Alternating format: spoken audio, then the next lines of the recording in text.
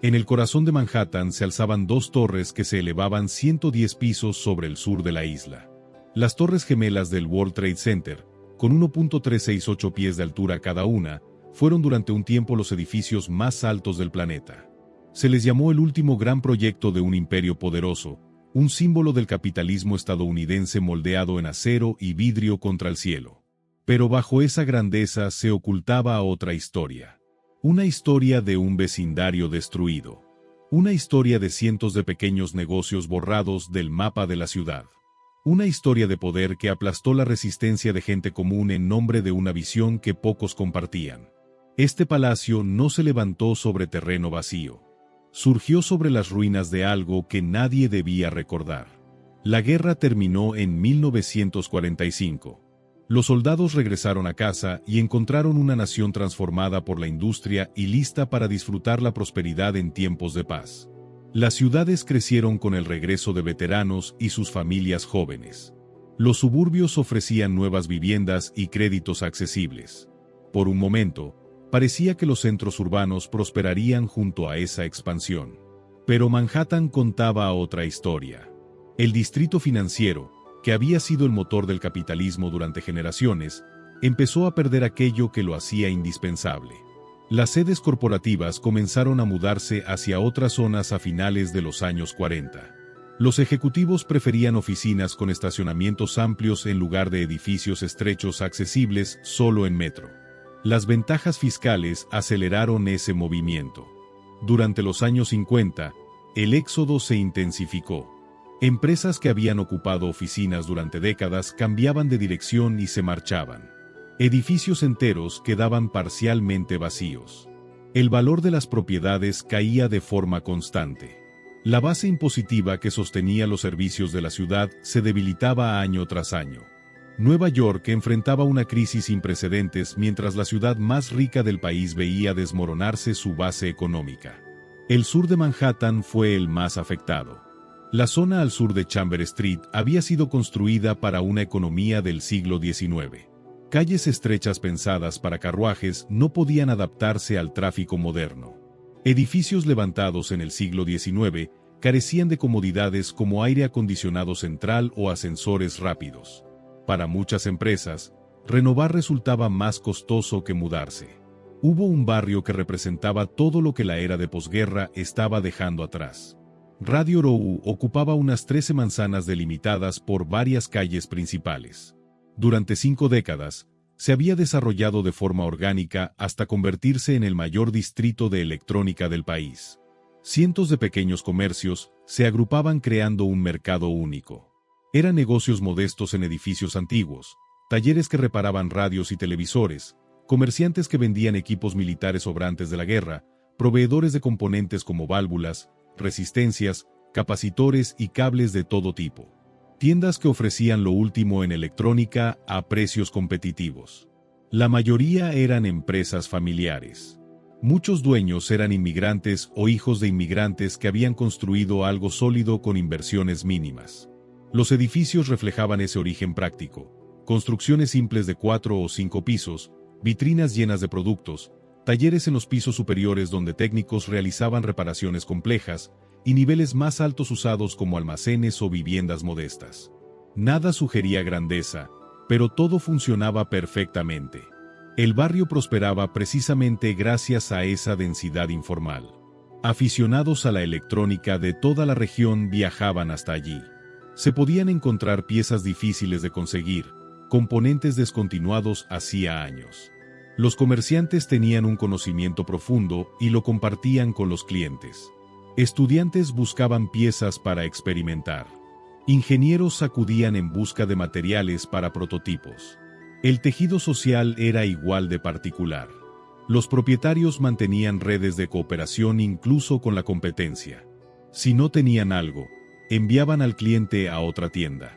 La información fluía entre todos sobre productos, proveedores y mercado. Muchos dueños habían comenzado como empleados antes de abrir su propio negocio. Era una comunidad autosuficiente, organizada y rentable sin intervención externa.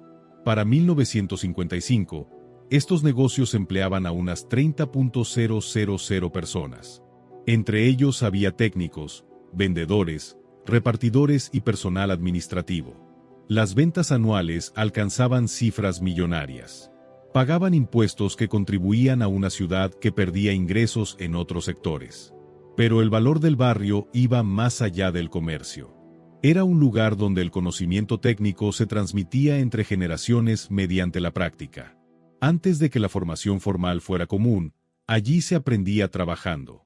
Un joven podía empezar como asistente y aprender el oficio día a día.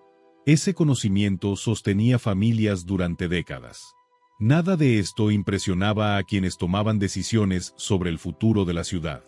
Para los planificadores urbanos, el barrio representaba lo que debía desaparecer. Edificios viejos, calles congestionadas, negocios pequeños. Generaba ingresos, pero no proyectaba la imagen de una ciudad moderna. Sin embargo, había quien lo veía de otra manera. Vio oportunidad. Vio terrenos valiosos ocupados por negocios que podían trasladarse o eliminarse. Vio un lienzo en blanco para algo mucho mayor. Y sabía que tenía los recursos y las conexiones para hacerlo realidad. Nacido en 1915, provenía de una familia con enorme influencia. Con el tiempo, esa riqueza se diversificó en banca, bienes raíces y fundaciones. No era solo riqueza, era poder estructural. Estudió economía, obtuvo un doctorado y sirvió brevemente en la guerra. En 1946 comenzó su carrera en el sector bancario, ascendiendo de manera constante. Para 1960, dirigía una de las instituciones financieras más poderosas del mundo. Su oficina estaba en el distrito financiero. Poseía propiedades en toda la zona. Cuando los valores comenzaron a caer, enfrentó una decisión. Podía retirarse gradualmente o intentar algo mucho más ambicioso. Podía revertir la decadencia con una intervención masiva. En 1956 organizó una asociación que aparentaba ser un grupo cívico amplio, pero en realidad estaba controlada por un pequeño grupo de grandes propietarios. Contrataron expertos para estudiar la zona. Las conclusiones coincidían. Era necesaria una transformación radical. Los edificios eran obsoletos. Las calles ineficientes. Faltaba un proyecto emblemático que atrajera grandes empresas. Los pequeños negocios no podían sostener el tipo de desarrollo que se buscaba. La solución planteada era clara: demolición total y reconstrucción. Manzanas enteras debían ser adquiridas, destruidas y reemplazadas por torres modernas. El proyecto debía ser gigantesco y requería poderes que ningún desarrollador privado tenía. Entonces identificaron el mecanismo. Una entidad con poderes extraordinarios, capaz de expropiar terrenos, emitir deuda y operar fuera de ciertas regulaciones. Además, respondía directamente a niveles altos del poder político. En ese momento, las piezas empezaban a encajar. Los estudios ya habían identificado el problema. La autoridad ofrecía las herramientas legales y financieras. Y quienes impulsaban la idea tenían el poder necesario para llevarla a cabo. Solo faltaba elegir el lugar exacto y presentar una propuesta lo suficientemente convincente como para superar la resistencia que, inevitablemente, aparecería. Radio Row ocupaba un terreno privilegiado. Esas 13 manzanas estaban junto al río Hudson, con vistas potencialmente espectaculares y acceso directo a conexiones clave hacia Nueva Jersey. Pero lo más importante no era su ubicación, sino cómo podía describirse ante el público. Los negocios eran pequeños y carecían de poder individual. Los edificios eran antiguos y poco atractivos. El área podía etiquetarse como deteriorada sin generar demasiada oposición. Fuera del mundo de la electrónica, casi nadie lamentaría su desaparición. Y los 30.000 empleos podían presentarse como poco relevantes frente a los puestos prestigiosos que supuestamente traería un nuevo desarrollo. Para 1960, la decisión ya estaba tomada. Ese lugar sería despejado. En su sitio se levantaría algo capaz de devolver el prestigio a la zona y proteger inversiones mucho más grandes. El proyecto sería tan ambicioso que transformaría todo el distrito, y además sería ejecutado por una entidad que los pequeños comerciantes no podrían enfrentar en los tribunales. El barrio, sin saberlo, ya tenía los días contados. Cada mañana, Los dueños abrían sus tiendas sin imaginar lo que estaba por venir. En cuestión de meses se harían los primeros anuncios. En pocos años, llegarían las máquinas de demolición. Lo que había tardado décadas en construirse tendría solo meses para desaparecer. El primer obstáculo era económico. Los desarrolladores privados ya habían analizado la zona y se habían retirado. Los números no cuadraban. Comprar 13 manzanas costaría decenas de millones antes siquiera de comenzar a demoler. A eso se sumaban costos de limpieza, infraestructura y bases estructurales. Levantar torres lo suficientemente grandes implicaría cientos de millones más. Incluso si alguien lograba reunir ese capital, el mercado no acompañaba. Las empresas se iban de Manhattan, no buscaban instalarse allí. Convencerlas de firmar contratos a largo plazo en una zona poco atractiva era prácticamente imposible. El riesgo era enorme. Ninguna empresa privada lo aceptaría. El gobierno de la ciudad tampoco podía intervenir. Nueva York ya enfrentaba déficits importantes. No había fondos para un proyecto de esa magnitud. Apenas podían mantener lo existente. Los bonos municipales servían para obras pequeñas, no para algo de esa escala. Solo quedaba una opción, una entidad con acceso a capital propio, con capacidad de endeudarse respaldada por ingresos constantes y con poderes que superaban los límites habituales. Esa entidad necesitaba nuevos proyectos. Su misión original estaba prácticamente cumplida. Puentes, túneles e infraestructuras clave ya estaban construidos. Sin nuevos desafíos, corría el riesgo de volverse irrelevante. Su liderazgo entendía algo fundamental: las organizaciones crecen o desaparecen. Mantenerse quieto significaba perder talento, influencia y razón de ser. La propuesta encajaba perfectamente. Un proyecto gigantesco que mantendría a miles de personas trabajando durante años. Una obra visible que elevaría su prestigio. Y una estructura financiera que, al menos en teoría, podría sostenerse por sí sola a través de alquileres, sin depender de impuestos. Las conversaciones comenzaron en privado, sin anuncios, sin consultas, sin participación pública.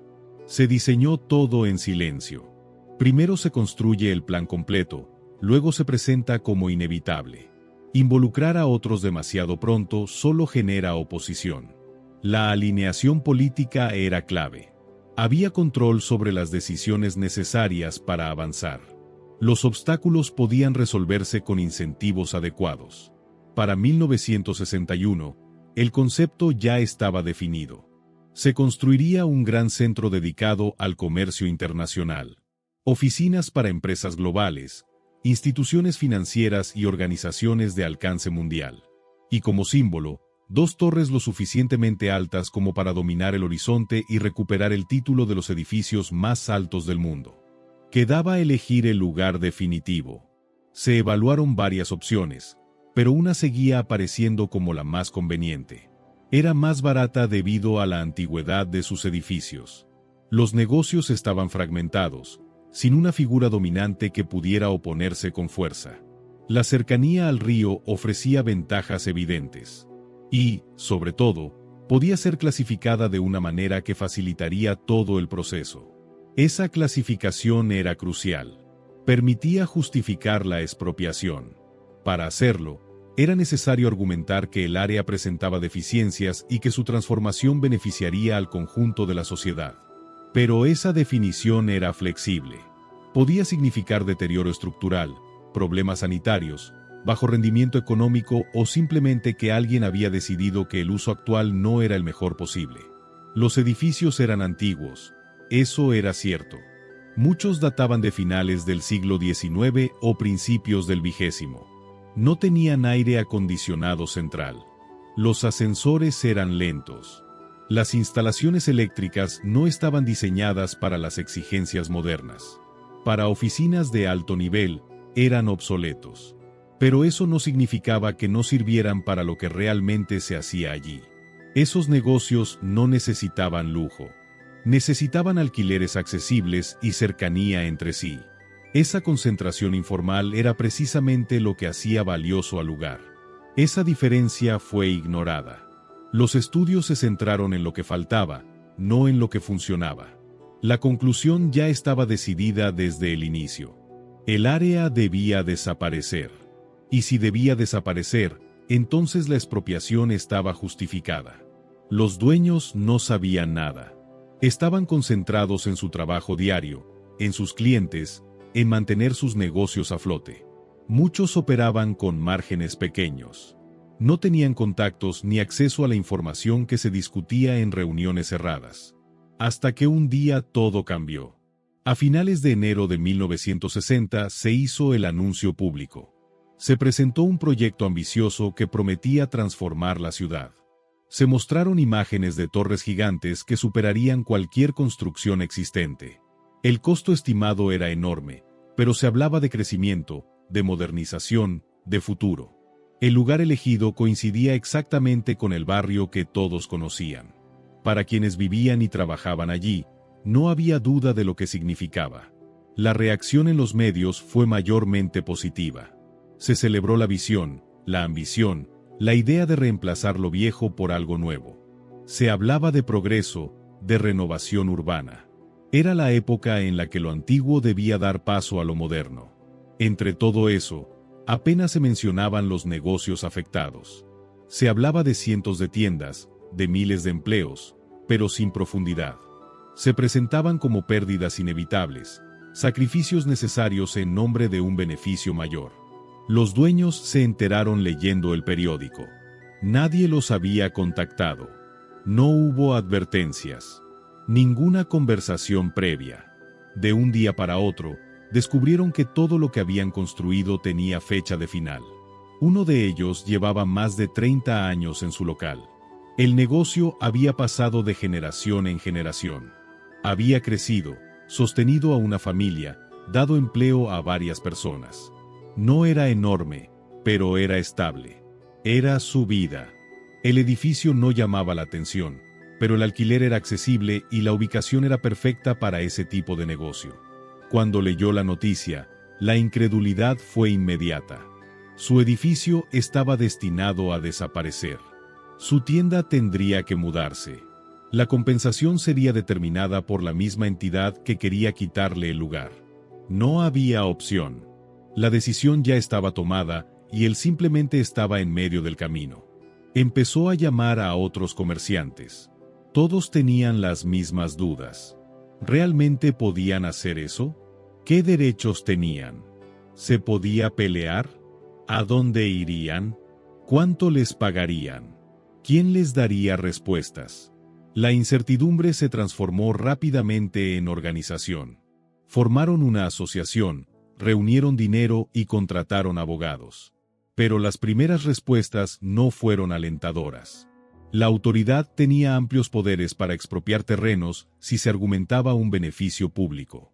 Y los tribunales, históricamente, solían respaldar ese tipo de decisiones. Aún así, encontraron un posible punto débil. La función original de esa entidad no tenía que ver con construir oficinas. ¿Cómo podían justificar legalmente torres corporativas como un beneficio público? ¿Realmente eso justificaba quitarle sus negocios a cientos de personas? Era una línea de defensa, aunque incierta. Al mismo tiempo, iniciaron una campaña para mostrar lo que realmente era el barrio. Invitaron a periodistas, mostraron tiendas activas, clientes, movimiento constante. No era un lugar abandonado. Era una comunidad viva. Se contaron historias de esfuerzo, de años de trabajo, de familias que dependían de esos negocios. Poco a poco, la narrativa empezó a cambiar. Ya no era solo progreso contra decadencia. También era poder contra comunidad. La respuesta fue acelerar todo. Cuanto menos tiempo hubiera, menos posibilidades habría de organizar una resistencia efectiva. Los procesos avanzaron con rapidez. Evaluaciones, aprobaciones, procedimientos legales. Todo se movía a un ritmo que dejaba poco margen de reacción. Para 1962, la situación era clara. De un lado había poder, dinero y conexiones políticas. Del otro, personas con argumentos válidos pero recursos limitados. Podían protestar, acudir a la prensa, iniciar demandas. Pero no podían detener el proceso. No podían frenar las decisiones ya tomadas. El barrio seguía funcionando. Las tiendas abrían, los clientes llegaban, pero el ambiente había cambiado. Todos sabían que el final era inevitable. La decisión se había tomado mucho antes, en reuniones privadas. Lo que quedaba era solo cumplir con los pasos formales. Mientras tanto, el proyecto avanzaba. Se necesitaba a alguien que lo diseñara. No cualquiera, sino alguien con reputación suficiente para dar credibilidad a una obra tan ambiciosa. Alguien capaz de imaginar los edificios más altos del mundo y dispuesto a trabajar dentro de límites ya definidos. La elección recayó en un arquitecto con una historia particular. Hijo de inmigrantes, criado en un entorno humilde, había logrado abrirse camino en una profesión difícil.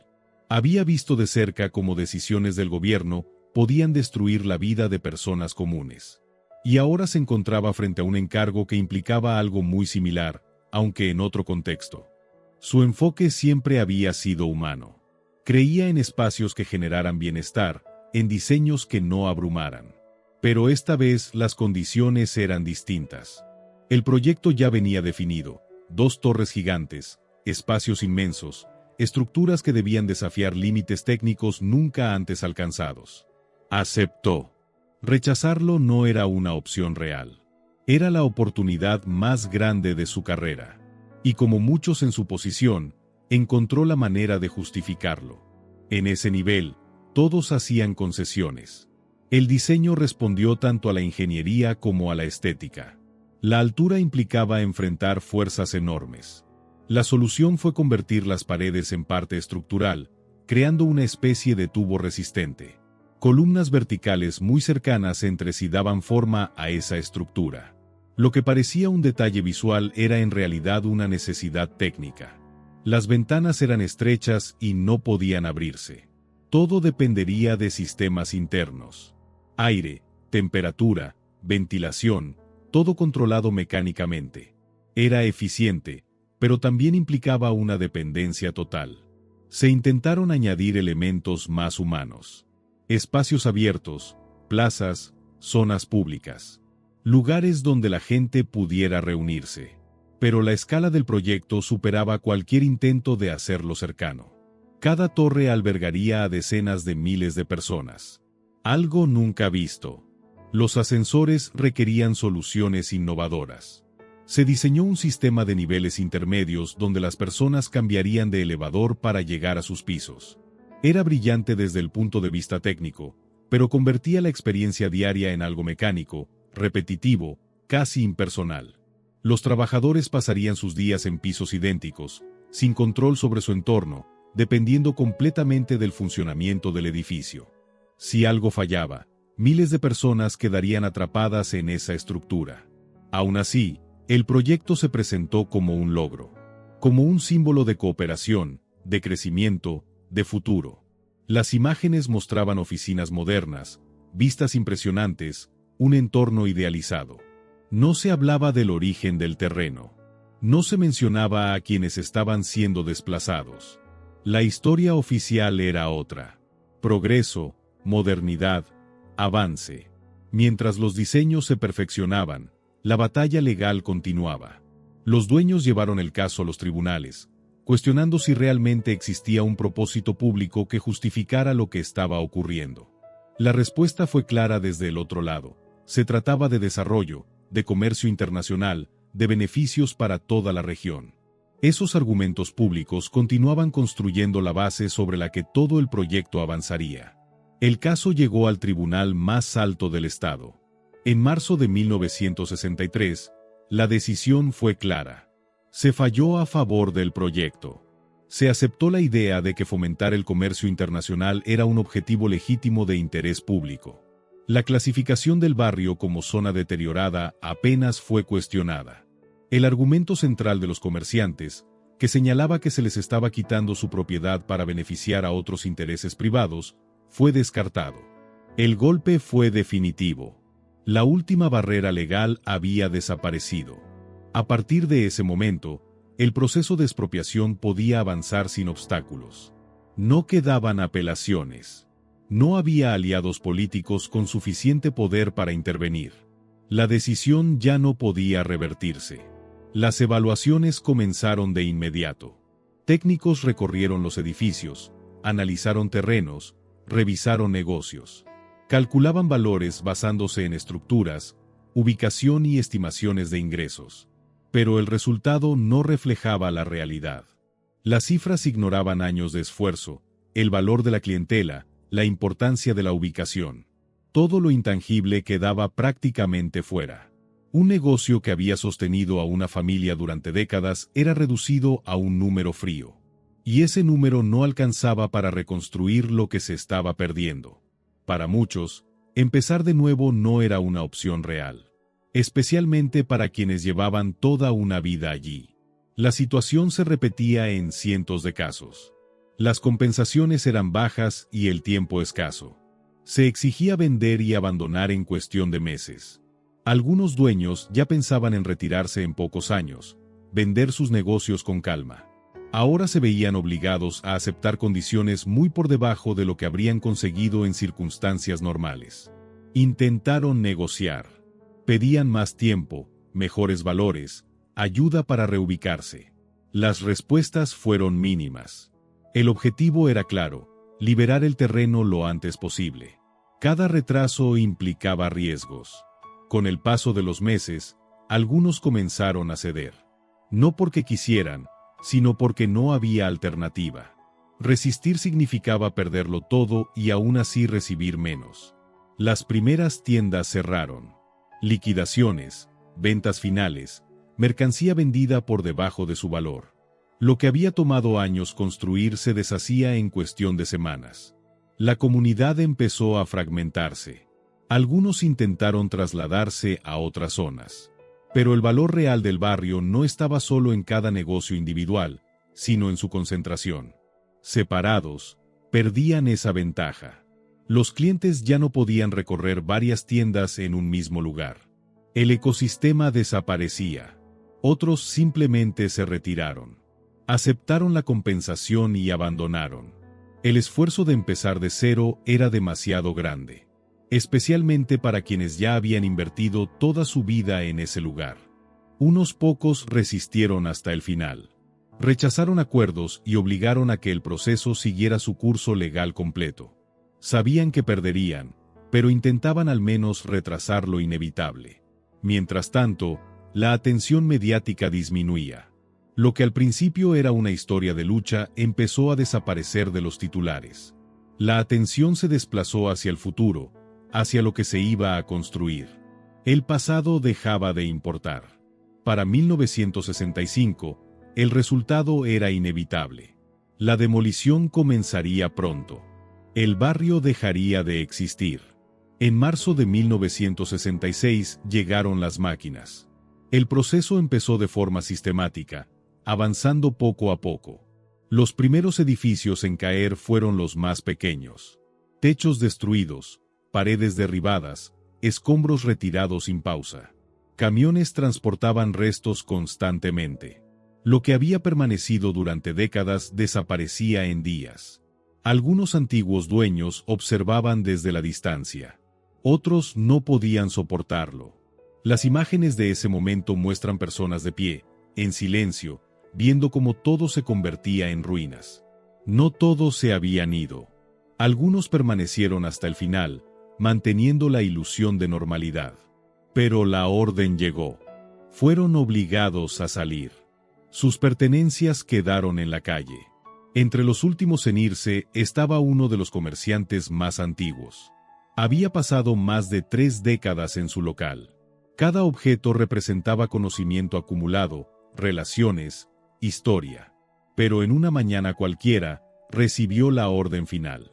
Tenía solo unas horas para llevarse lo que pudiera. Llenó cajas apresuradamente. La mayor parte quedó atrás. No había tiempo ni lugar para guardarlo todo. Su negocio, construido durante años, quedó reducido a lo que cabía en un vehículo. Días después, el edificio ya no existía. El impacto fue mucho mayor que la pérdida de los propietarios. Cada tienda empleaba personas, técnicos, vendedores, repartidores, administrativos. Se estima que decenas de miles de empleos dependían de ese entorno. La mayoría de esos trabajadores no recibió compensación alguna. Perdieron su sustento de un día para otro. Tuvieron que buscar nuevas oportunidades en un contexto difícil. Algunos siguieron a sus empleadores, pero las condiciones ya no eran las mismas. Los nuevos locales eran más caros, más pequeños. No podían mantener el mismo número de empleados. El efecto se extendió a familias enteras. Pagos atrasados, planes interrumpidos, incertidumbre generalizada. Para muchas comunidades, el impacto fue aún más profundo. Ese lugar había sido una oportunidad. Un espacio donde el conocimiento importaba más que el origen. Donde las habilidades abrían puertas. Al desaparecer, esas oportunidades también desaparecieron. La demolición continuó durante meses. Calles enteras se transformaron en terrenos vacíos. El polvo llenaba el aire. El ruido era constante. Para finales de ese año, casi todo había desaparecido. Lo que antes eran manzanas llenas de vida se convirtió en un espacio vacío cubierto de restos. Equipos recuperaban materiales reutilizables, pero gran parte se perdió. No hubo un registro completo de lo que existía. Apenas algunas fotografías sobrevivieron. El lugar fue borrado no solo físicamente, sino también de la memoria colectiva. La atención se desplazó rápidamente hacia lo que venía. Los artículos hablaban del inicio de la construcción, de la ambición del proyecto, de los desafíos técnicos. Se destacaba la visión del arquitecto, la innovación estructural, la magnitud de lo que se estaba por levantar. El barrio apenas era mencionado, y cuando lo era, se reducía a un paso necesario dentro del proceso. Pero la limpieza del terreno trajo un problema inesperado. La cantidad de escombros superó cualquier cálculo previo. Transportarlo todo a vertederos implicaba costos enormes y meses de trabajo. Se necesitaba una solución más rápida. Y la encontraron. Los restos fueron empujados directamente al río. Ladrillos, concreto, madera, vidrio. Todo terminó en el agua. Lo que había sido un barrio entero se convirtió en relleno. Así se ganaron nuevas hectáreas de terreno al borde de la ciudad. Con el tiempo, ese espacio daría lugar a otro desarrollo urbano. De alguna manera, el barrio destruido pasó a ser la base física de lo que vendría después. En ese momento no existían las regulaciones que hoy impedirían algo así. Hubo críticas, preocupaciones por el impacto ambiental, pero no tuvieron peso real. La prioridad era avanzar. Para comienzos de 1967, el terreno estaba despejado. 13 manzanas vacías, listas para la siguiente etapa. Los negocios habían desaparecido. Los edificios también. La comunidad se había dispersado. Lo único que quedaba eran recuerdos y documentos de una lucha que no había logrado detener el resultado. Quienes impulsaron el proyecto nunca hablaron públicamente sobre lo que había ocurrido allí. Sus discursos se centraban en el futuro, en la renovación urbana, en el crecimiento económico. El costo humano simplemente no formaba parte del relato. La obra avanzaba, y ahora el desafío era técnico. Había que excavar profundamente, hasta alcanzar la base sólida bajo el suelo. Pero el río estaba cerca, y cualquier error podía inundar todo el sitio. No se podía excavar de forma tradicional. La solución fue innovadora. Se creó un sistema que permitía cavar mientras se contenía el agua al mismo tiempo. Se levantó un muro subterráneo alrededor de todo el terreno, una barrera que impediría que el río invadiera el espacio de construcción. Fue un proceso lento, preciso, donde cada error podía comprometer todo. La excavación removió una cantidad enorme de tierra y roca. Ese material también terminó en el río, ampliando aún más la superficie ganada. Para finales de 1968, el enorme hueco estaba listo. La base podía comenzar. Se vertieron miles de toneladas de concreto. Mientras tanto, el acero se fabricaba lejos de allí y era transportado para ensamblarse pieza por pieza. La estructura que se iba a levantar no seguía el modelo tradicional. En lugar de columnas distribuidas por todo el interior, gran parte del peso recaería en el perímetro. Esto permitía espacios interiores abiertos, pero requería una precisión extrema en cada elemento. Las piezas llegaban en secciones gigantes, listas para ser ensambladas. El montaje comenzó a finales de los años 60. Poco a poco, la forma empezó a tomar altura. Primero una torre, luego la otra.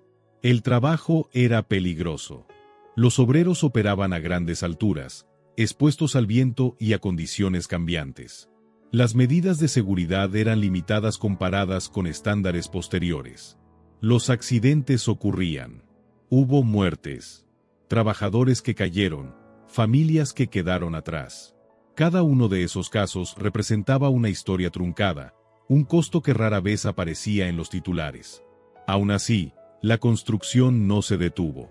Día tras día, la estructura crecía. Para comienzos de los años 70, las torres ya dominaban el horizonte. Superaban a los edificios cercanos, imponiéndose sobre la ciudad. Pero el costo también crecía.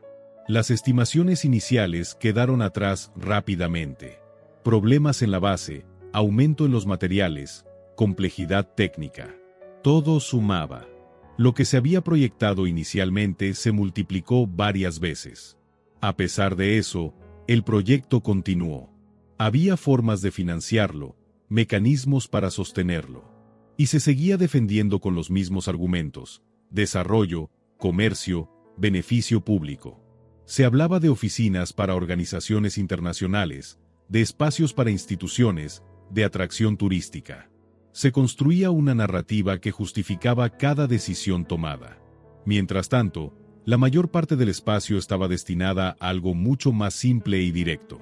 Se trataba de oficinas que debían alquilarse a precios de mercado, aunque ese detalle se mencionaba cada vez menos.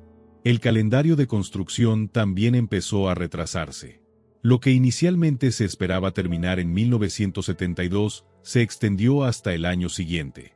El clima, conflictos laborales y la complejidad misma del proyecto fueron factores constantes. El primer inquilino llegó antes de que todo estuviera listo. La propia entidad constructora ocupó espacios en el edificio, algo práctico pero también revelador. No había una avalancha de empresas esperando entrar. La segunda torre alcanzó su altura máxima en 1971, igual que la primera poco antes. Ambas se convirtieron en las más altas del mundo, superando todo lo que existía hasta ese momento. La inauguración oficial se celebró en 1973. Hubo discursos, celebraciones, elogios al logro técnico y a la visión. Se habló de futuro, de progreso, de grandeza. Pero no hubo una sola mención a lo que había existido antes en ese lugar. Ni a los negocios, ni a los empleos, ni a las vidas afectadas. Esa parte de la historia simplemente no estaba presente. Sin embargo, la realidad pronto empezó a mostrar otra cara. Las torres estaban listas, eran imponentes, y estaban casi vacías. El problema era evidente. Había una cantidad enorme de espacio disponible, mucho más del que el mercado podía absorber en ese momento. Y además, no era la ubicación que las grandes empresas preferían. En esa época, el centro empresarial se había desplazado. Otras zonas ofrecían más prestigio, mejor acceso, más actividad. En comparación, el área donde estaban las torres se sentía aislada. Pocas opciones de ocio, poca vida fuera del horario laboral. No era el entorno que las grandes corporaciones buscaban. Las previsiones sobre la demanda habían sido demasiado optimistas. Las empresas internacionales no veían una ventaja real en instalarse allí. Lo que necesitaban era conectividad, accesibilidad y cercanía con socios, y ese lugar no ofrecía lo suficiente en esos aspectos. Para mediados de los años 70, la ocupación era baja. Parte del espacio estaba ocupado por entidades públicas, acuerdos facilitados desde el ámbito político. Pero el interés del sector privado era mínimo. Esto generó un problema financiero serio. La construcción había costado mucho más de lo previsto, y esa deuda debía pagarse con los ingresos del alquiler. Pero esos ingresos no alcanzaban.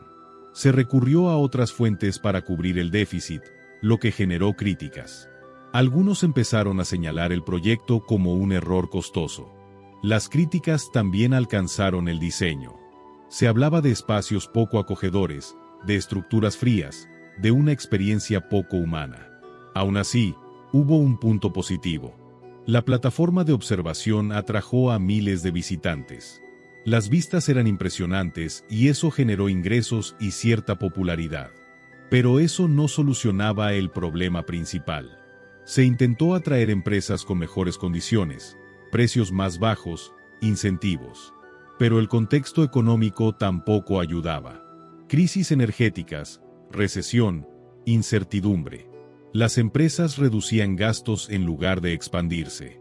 La ciudad en sí atravesaba una crisis profunda. Problemas financieros, recortes, aumento de la inseguridad. Todo eso hacía aún menos atractiva la idea de instalarse allí. El proyecto, que se había presentado como la solución, parecía ahora parte del problema. Había consumido enormes recursos, eliminado una comunidad funcional y no estaba cumpliendo con las expectativas. Con el tiempo, la situación empezó a cambiar lentamente. No por grandes corporaciones, sino por empresas más pequeñas que veían una oportunidad en los precios más bajos. Poco a poco, los espacios comenzaron a ocuparse. Para finales de la década, la ocupación había mejorado considerablemente. No era el escenario ideal que se había prometido, pero al menos evitaba que el proyecto fuera un fracaso total. Las torres comenzaron a integrarse en el paisaje de la ciudad. Aparecían en fotografías, en películas, en la vida cotidiana. Pasaron de ser cuestionadas a ser aceptadas. Pero esa aceptación no borraba el origen. Existían porque algo había sido eliminado para darles lugar. Fueron financiadas con una apuesta que tardó años en sostenerse.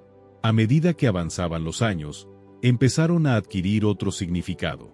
Más allá de su función práctica, se convirtieron en símbolos. La década siguiente reforzó esa transformación. Lo que antes generaba dudas comenzó a formar parte de la identidad visual de la ciudad. No por una estrategia perfecta, sino simplemente por su presencia constante. La gente empezó a verlas como algo natural, como si siempre hubieran estado allí. La plataforma de observación se volvió un destino turístico destacado. Millones de personas subían para ver la ciudad desde lo más alto. En lo alto, entre esos pisos elevados, la experiencia se transformaba en algo que atraía tanto visitantes como a quienes trabajaban allí. Y en uno de esos niveles, se encontraba un espacio que terminaría convirtiéndose en uno de los lugares más conocidos dentro de todo el complejo. Desde esa altura, la ciudad se revelaba de una forma completamente distinta. Las vistas hacían que todo valiera la pena. Manhattan se desplegaba como un mapa vivo imposible de apreciar desde el suelo. Las imágenes comenzaron a multiplicarse. Fotografías, postales, películas. Las torres aparecían una y otra vez, hasta convertirse en una referencia visual inmediata. Poco a poco, dejaron de ser solo edificios para transformarse en un símbolo reconocible en todo el mundo. El cine también contribuyó a ese cambio. Escenas icónicas las incluyeron como parte del paisaje, integrándolas en la cultura popular. La gente empezó a asociar la ciudad con esas dos estructuras imponentes. Para mediados de los años 80, la situación había cambiado por completo. La mayoría de los espacios estaban ocupados. Los ingresos finalmente cubrían los costos. Lo que antes parecía un fracaso comenzaba a estabilizarse. Las empresas que ocupaban las torres no eran exactamente las que se habían imaginado al inicio. Eran más diversas, más prácticas. Firmas financieras, oficinas legales, agencias gubernamentales. No era el ideal proyectado, pero funcionaba. El espacio entre las torres también empezó a cobrar vida. Personas almorzando, artistas callejeros, encuentros casuales. Lo que antes se sentía vacío comenzó a integrarse en la rutina diaria. En lo alto, el restaurante ofrecía una experiencia única. Comer allí no era solo una comida, era una experiencia completa. La ciudad a los pies, el entorno, la sensación de estar por encima de todo. Con el tiempo, las torres adquirieron un significado más complejo. Para algunos, representaban ambición y poder.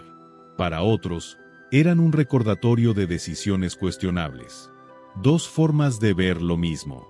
Años después, esa dualidad quedó en segundo plano ante un evento que lo cambiaría todo. Un ataque en el subsuelo sacudió la estructura y reveló vulnerabilidades que no se habían considerado. Miles de personas tuvieron que evacuar en condiciones difíciles. Fue una advertencia. Se reforzaron medidas de seguridad. Se hicieron cambios. La vida continuó. Y durante los años siguientes, el complejo alcanzó su punto más alto de funcionamiento. Todo parecía finalmente alinearse con lo que se había prometido décadas atrás. Las torres ya no eran cuestionadas. Se habían convertido en parte del día a día. Para quienes trabajaban allí, eran familiares. Para quienes visitaban la ciudad, eran imprescindibles. Durante años, dominaron el horizonte. Se veían desde lejos, marcaban la llegada a la ciudad. Eran, sin duda, una de sus imágenes más representativas. Para entonces, casi nadie recordaba lo que había existido antes. Una generación entera creció viendo esas torres como algo permanente. El pasado había quedado relegado a archivos y recuerdos dispersos. El tiempo avanzó hasta una mañana clara de septiembre. Miles de personas comenzaron su jornada como cualquier otro día. Pero en cuestión de minutos, todo cambió. El impacto fue inmediato. Luego otro. Y después, el colapso. Lo que había tardado años en construirse desapareció en horas. La pérdida fue inmensa.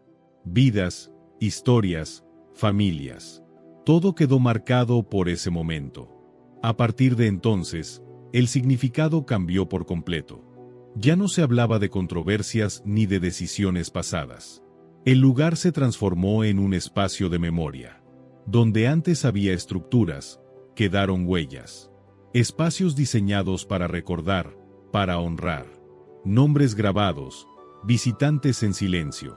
Con el tiempo, se levantó una nueva torre. Más alta, más resistente. Pensada para un futuro diferente. Pero en ese nuevo relato, muchas cosas no fueron mencionadas. Aquellos negocios, aquellas personas, aquello que existió antes de todo, quedó fuera. La historia oficial avanzó, pero dejó preguntas abiertas. Preguntas sobre el poder, sobre quién decide el destino de una ciudad, sobre qué se pierde cuando algo nuevo ocupa el lugar de lo anterior. Las torres existieron durante décadas. Pasaron de ser cuestionadas a aceptadas, de aceptadas a simbólicas. Y finalmente, a algo más profundo. Hoy solo quedan en imágenes, en recuerdos y en el vacío que dejaron. Y lo que permanece, más allá de todo, son esas preguntas que nunca tuvieron una respuesta definitiva.